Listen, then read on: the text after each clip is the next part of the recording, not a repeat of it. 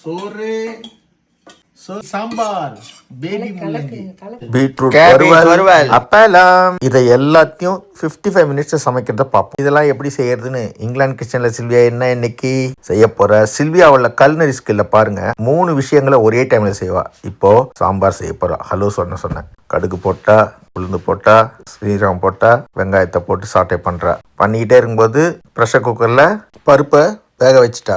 அதுக்குள்ள முள்ளங்கியை வெட்டி அதை போட்டுட்டு அதுக்கு மேலே ஒரு தக்காளியை போட்டா. அதை வீடியோ எடுக்க மறந்துட்டேன். இந்த என்னது முள்ளங்கி, சின்ன முள்ளங்கியை போட்டு மிளகாத்தூளை போட்டு அப்படியே மஞ்சளும் கொஞ்சம் போட்டு வதக்கிட்டே இருந்தா. கொஞ்சம் சுடுதண்ணியை ஊற்றிட்டு மூடி வச்சுட்டு அடுத்த ஸ்டவ்வை ஆன் பண்ணி அதில் வச்சு விட்டுட்டா.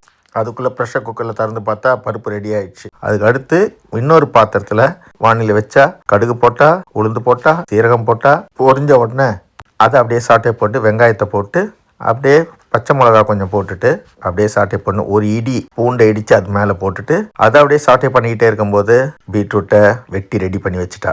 பீட்ரூட்டை கொட்டிட்டு எப்படி நடக்குது பாருங்க சைமல்டேனியஸ்லி. மிளகாத்தூள் ஒரே ஒரு 1/2 ஸ்பூன் மிளகாத்தூள் போட்டா, டேபிள் ஸ்பூன் போட்டு அப்படியே சாட்டை பண்ணி விட்டு கொஞ்சம் தண்ணி விட்டுட்டு அப்படியே விட்டுட்டா. அடுத்த பாத்திரத்தை அங்கே விட்டுட்டு சாம்பாருக்கு வச்சிருந்தால அந்த பீட்ரூட் முள்ளங்கி அது வெந்துட்ட பிறகு அந்த பருப்பு வேக வச்சிருந்தால அதை எடுத்து அதில் கொட்டி சாம்பாரை ரெடி பண்ணிட்டா.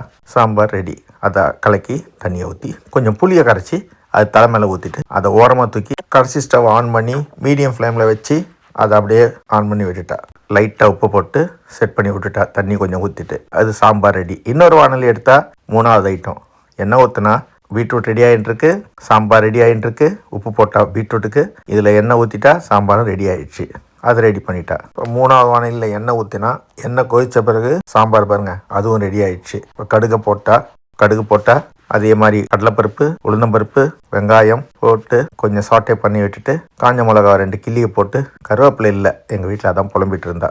மஞ்சள் போட்டு இந்த வெட்டி வச்சிருந்த கோஸை அந்த சாம்பார் செய்யும் போது கோஸ் வெட்டிட்டு இருந்தா அதை போட்டுட்டு உப்பை போட்டு அதை நல்லா கிண்டி விட்டா. தேங்காயும் இல்லை எங்கள் வீட்டில், 2த்துக்கும் தேங்காய் போடுறதுக்கு இருந்தாலும் அட்ஜஸ்ட் பண்ணி சாப்பிட்டுக்கிறேன்னு சொல்லிட்டேன். அப்படியே சாம்பார் ரெடி ஆயிடுச்சு, பீட்ரூட் ரெடி ஆகிட்டு இருக்கு, கோஸும் ரெடி ஆகிட்டு இருக்கு. அதுக்குள்ளே ரைஸை வெடிச்சா பாத்திரத்தெல்லாம் கழுவிட்டா, ரெடி பண்ணிட்டா. உப்பை போட்டா ரைஸுக்கு, உப்பு வதங்கிடுச்சு, கேபேஜும் வதங்கிடுச்சு, ரெடி ஆயிடுச்சு. அதுவும் ரெடி. 3 item ready. ஒரு கிளீனஸ், டைம் மேனேஜ்மெண்ட்டு, ஒரு குக்கிங் இஸ் அன் ஆர்ட்னு சொல்லுவாங்க. எல்லாம் கலந்தது தான் சமையல். அதனால தான் அந்த காலத்தில் அம்மாங்கெல்லாம் ரொம்ப கிளவராகவும் டைம் மேனேஜ்மெண்ட்டோடு இருந்திருக்காங்க.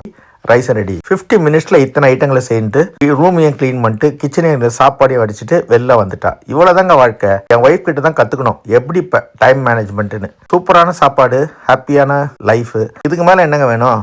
லைக் பண்ணுங்கள், ஷேர் பண்ணுங்கள், கமெண்ட் பண்ணுங்கள்.